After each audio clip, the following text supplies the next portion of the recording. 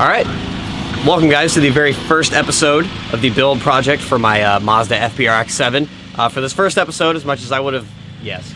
But first, you can't zoom in on it, but pan over to the gentleman. Damn.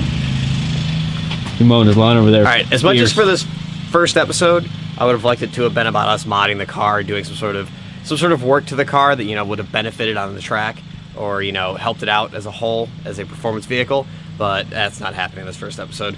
Well, let me give you a bit of context on this. About, what was it, a week ago, Brad? Yeah, let's say a week ago. Amount of time ago. Let's say a week ago. The Mazda was sitting in the garage overnight, and when I woke up in the morning to go look at it, I smelled fuel a lot. And I looked down and noticed that the fuel tank was not dripping, but just straight streaming fuel onto the ground. And when we took a look at it after we dropped the tank, the whole outside of the clamshell around the tank get in there. had rusted out. Wait, wrong way. The whole clamshell of the tank had rusted out and decided that it was going to leak from this side. And we'll get a light down in there so we can show you how cruddy it is down in the tank. So basically what's going on is, to make sure that my car doesn't leak fuel everywhere, well, it's cruddy in there. Oh, there you go.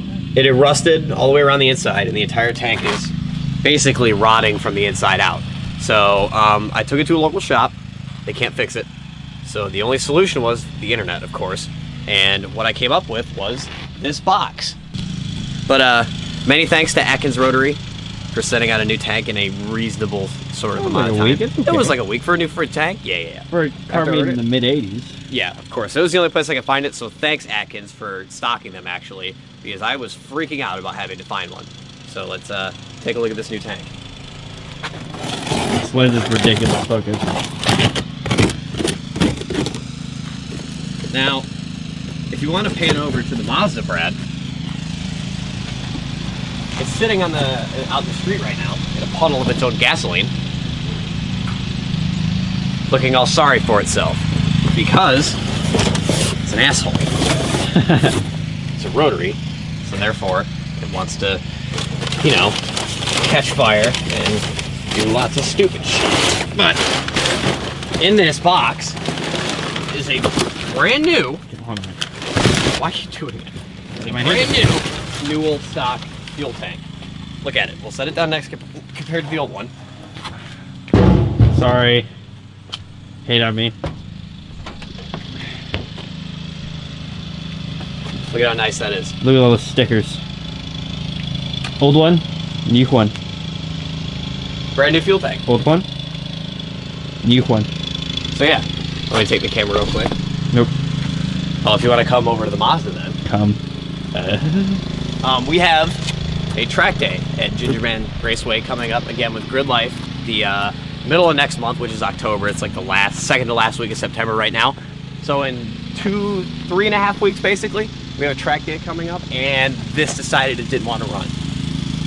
So as you can see up underneath, being an old school Japanese car, the tank is held up by 2 straps.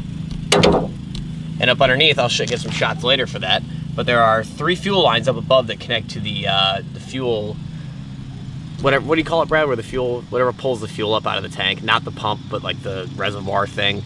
The pump. Okay, we'll go with the pump.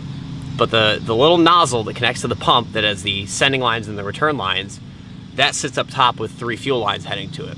So basically what we need to do here is attach everything off the old tank onto the new one, throw it back up underneath, and fill it with gas. We do that tonight? No. Yes. We'll have to do that tomorrow night. Should be simple enough. Well, every time we say that in Afterburner, we end up fucking something up. So, yeah.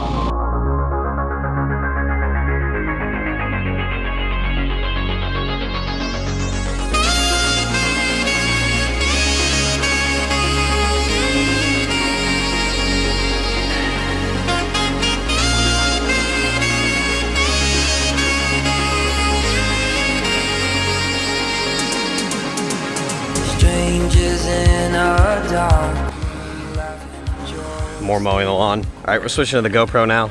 This is a bit more versatile. Got the new fuel pressure or fuel level sensor on there. Got the old pickup lines from the tank screwed in. I need to tape that pad down, but these two pads are glued down.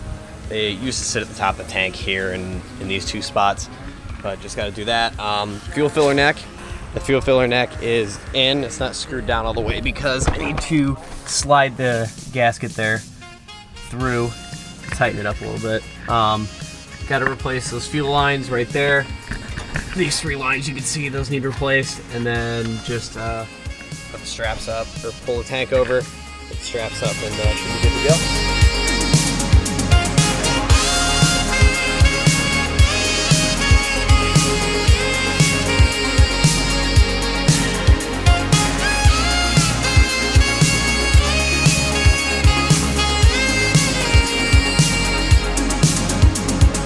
Staring out the window of the Roosevelt Hotel,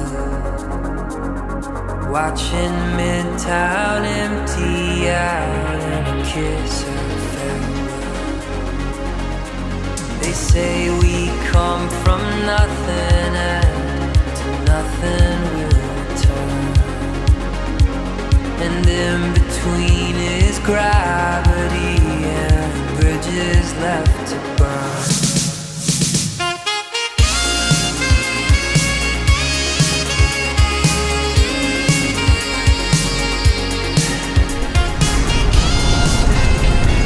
Oh my god, the fucking time. That timing was amazing.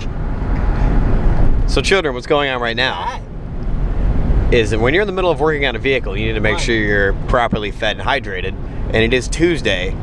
What? What do you what? So you know what's going down. You need chips? Did you get chips? No. You went to Meyer and... Brad, I told her to call me. Did she call me? Make Brendan go get chips. I know he's there. Oh, she called me at like... I know. She called me like 2 minutes ago. Oh. Tell her I'm driving and I'm sorry I didn't answer. Well, no, we're not even... I just left work. Tell her I'm sorry. Derek says he's sorry. I'm driving. Unlike Brendan, we work actual hours. Damn, wrecked. Damn. Yeah, we'll get some chips. Wrecked. The best kind. I know. Okay, we'll be there in half hour. Bye. It's not like they're playing it off as he doesn't know what happened. They didn't tell you what happened. Dib!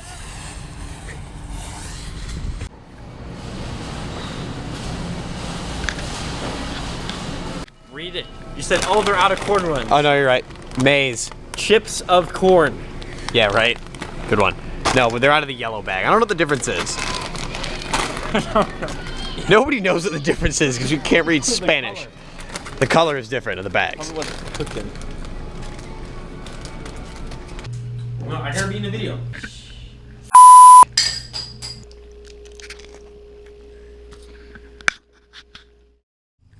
All right, guys. It's the next day. All right, I'll admit it. It's a couple days later. We had a little bit of trouble finishing the car, but I had to get some help. But look, the car's running. New tanks in it, new lines up underneath.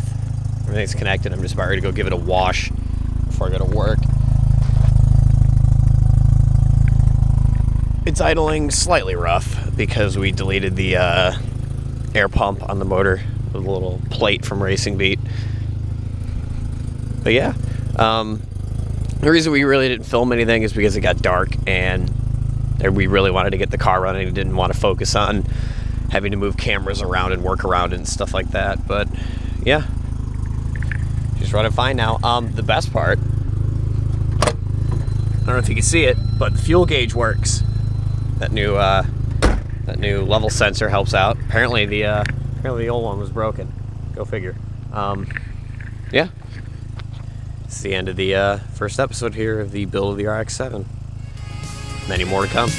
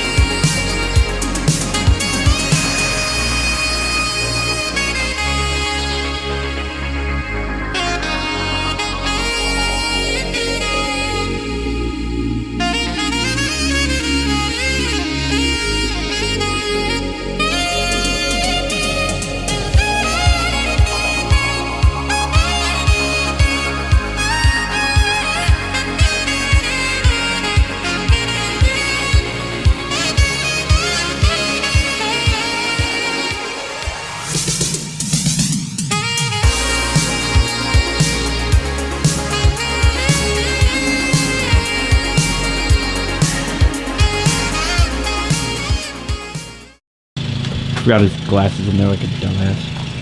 Dumbass!